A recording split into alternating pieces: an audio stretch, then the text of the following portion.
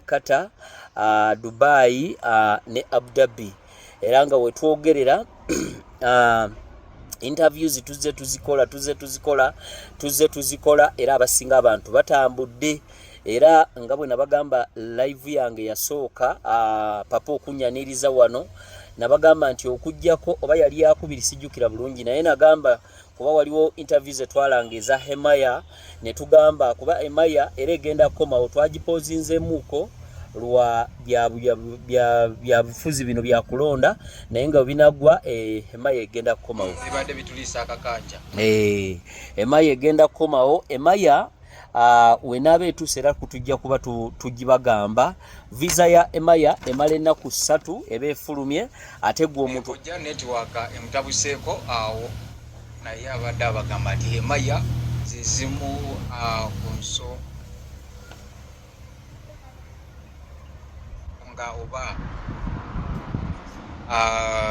gundi zitambulira ddala paawo simanyi oba kiri ku simu yo eka network kabi ojja ka network kabi ka network kabi kekuttemu awo kojja bannaye kojja ka network kakucyankalanyizaamu kaawo kan nsooke nveeko network yefudde kojja kansooke nveeko nkomewo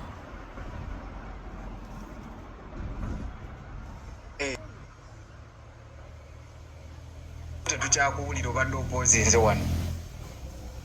kojja kakomewo ate abayongere okubategeeza naye nga Hemaya zezimu ku project wali kule GT zowulira okuli engombo nti asigala takola ki talama bagamba nti ogenda ncha oba ogenda ncha kyakabi nnyo mwena abajumbidde okulaba nga GT ebafunira emirimu ate ne GT ye bali kubeera kampuni enesimbwa ate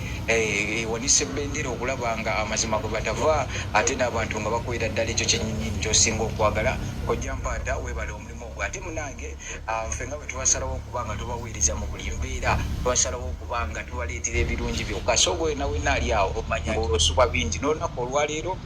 waliwo ekipya kojja mpata kyagenda okuba nga atwekiramu kimu bibiri oyinza okuba nga omukisa si gwe yandigwetaze naye nga ne bulazawo oba sisita waagwetaaga oba neyibawo so leka tuwulirize kojja ate munaye tube nga tusimbulyawo kojja kanetwork kabadde kakutyankalanyekaawo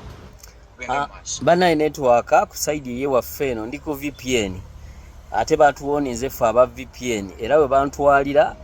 mujja kundeeteranga akawunga naye nga wekakyankalanamu nja kukomawo bwentyo kanetwork tekali kiriya bulungi wane waffe so mujja kigumira otherwise mbadde mbagamba nti Hemaya egenda kudda era wenaaba ekomyewo twali tugitaddeyo ne tugijjayo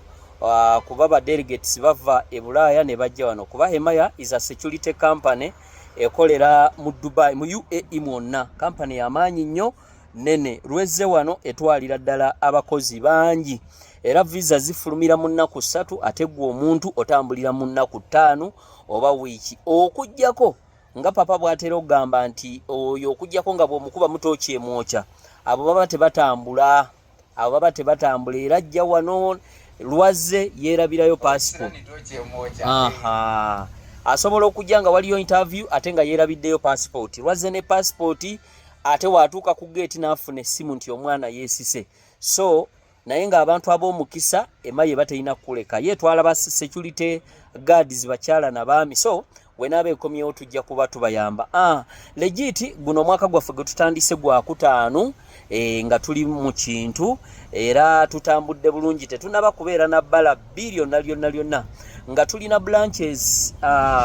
ziwera saawa zino 10 n'okusoba twayongeddeko ggulu ne twongerako Jinja ne twongerako ne Hoima ate nga ne branches endala tukyazireetera ddala era tujja kuba tubagamba nti branch bweti tujongeddeko branch bweti tujongeddeko era wanaabeerawo obudde nja kubabuulira branches zaffe we ziri oleme kulinnya kujja Kampala so tuli wano mutundu eri office okuliraana Kampala University eri luddawa abamanyi wa Pastor Tom ene mutundu kasita otuuke wa Pastor Tom awo wennyini osobola n'okutambuza bigere obanga wotuse wa Pastor Tom kapiki kakuleeterawo 5 kuba nti enusu 5 babijjawo luba 10 naye nga woba otambuddewo osobola n'otuukawo bulungi ensonga n'ebeera nga ekwasaganyizibwa bulungi nnyo so saawa zino wetwogerera waliwo abantu ababadde bakola interviews nga bagamba visas ngenda kubanga mbayitiramu ku company eziri mu kutuwa visas otomanya oyinza okubanga kuoli kuno nga naawe oli omu ku visas oba ku company ezo ze bakuwadde. Waliwo abali mu kungamba you don't reply messages. Omanya abantu bamisplacinga enamba ziri eza company neyange personal. Enamba eziri kapapula kakali mu background ya mukulu Alex Polo ezo namba za company. Era waliwo akwasaganya ensonga eyo naye nga bwendabye nti muli mugamba nti waliwo ezo namba ezo muziraba ezo waliwo n'endala esembya ya 45 ezo namba aziri ku esooka ya wansi eri ku WhatsApp n'endala ngenda kubanga njibasomera. So woba osindiseko message oluusi netaddamu oluusi emessage ziba mpitirivu naye nga tuli mukola enteekateeka tubeere nga wosindikira message nga buli kimu kiba kitandika bulungi. So guwa ssanyu neetonda ku lw'ensonga eyo nti tuli mu kutereezaamu tugenda kubeera nga wosindikira message tukuddamu kuba mmwe bakama baffe. So ensonga eyo tuli mugikola endala eri 0747 06 0245 njiddamu 0747 06 0245 eyo nayo yaffe era nayo eri ku WhatsApp. Hindlias nawe tusaba ekisonyiwo naye ng'ensonga eyo tuli mugitereeza wabula abantu ntera nnyo okubawa enamba yange oluusi ne basindika okwo message eza company obanga osindiseeko namba nga tebaddamu naye nga mbasaba munfollowingeko bamikwano mbasaba munfollowingeko mpola mpola nange ngenda kuba followinga back mpola mpola muli kuna abantu 2 nsaba mumpeko ka follow. So ensonga eyo tugenda kubanga tugikwasaganya. So ngenda kuza omwezi lumu omwezi ogwokubiri tulinawo ba taxi driver tubeetaaga ba taxi drivers ate nga omulundi guno oba oli mukyala oba oli mwami tugenda kuba tukwetaaga.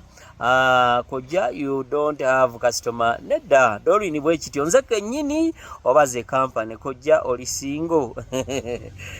kati eyange ngenda kugibawa oba osobola ogenda kubbayo naye nga ngenda gisoma nga tumaliriza interview eyange personal ngenda kubanga njibasomera nga tumaliriza nga maliriza wano live ngenda kubanga njibasomera namba yange naye nga osobola ogenda kubbayo kweri n'ogikeberayo gyeri nnyo ne tusobola nga twogera naye mwaba naguminkiriza ngenda kubanga njibawa ng'ate tumaliriza live naye nga nsaba mumpe ku follow ensonga tubeere nga tulikiriya. Kakati mbagambye nti ng'ennaku z'omwezi lumu omwezi kansoke nkusalemu ekirimi katono MK Juliet t-shirt I want like aina comment yawo gyawandiise naye atubadde tusaba bannange buli muntu kyaba ayogerako abenga ayogera facts nonti nyumisa kubanga moderator nsaba okola omulimu gwawo wansi ndaba kitandise okusukkamu MK Juliet nsaba bakumpeera akanyonyo olw'ensonga for us we don't deal with the ababita batya propagandas okunyumisa ekintu nono tetugenda kubikkiriza naye nga legit basebo ne banyabo so far right now tetuyinawo complain yonna egamba nti obachi just delay mu message reply nsubira kujja mpata abagambye nti agenda kubanga agitereeza sibo kiri sebo yesebo era netonda ku nsonga eyo yesebo tugende maaso. So mbebaza mwenna legit webeerayo ng'oluusi oba waliwo akayitidde naffe tuli bantu ekyo kimanya bumanya nti naffe tuli bantu tetuli bamalayika nomanya nti waliwo akayitiddemu akatonotono naye nga sofa akatonotono akaliwo kyemanyika kudirayinga messages naye legit ensonga tuzikwasaganya bulungi ate legit sebo mukulu Alex nkugamba nti obanga obadde watandika ogoba ku bintu byo n'otuuka ng'ensonga ziganye sebo akasenteko bakakwata ojja n'ojuza fomu akasenteko ne bakakuddiza ate nga tekuli banka charges. Lwaki tukikola bwe tutyo nti munnange omuntu ayinza okuba nga atandise ebintu oluusi ng'ali mu kubikola omwami tamanyi naddala njogera ku bakyalo oyinza otandika diiruyo ng'oyagala otambule naye ng'omwami tamanyi kati mu makati awo nga binaatera okujja owaddeyo n'akasente oluusi okwewoze oba olina akasenteko omwami najja akugwamu kati wakugwamu nagamba ntwala naye olusi n'alaba ebipapula n'atulumba nagamba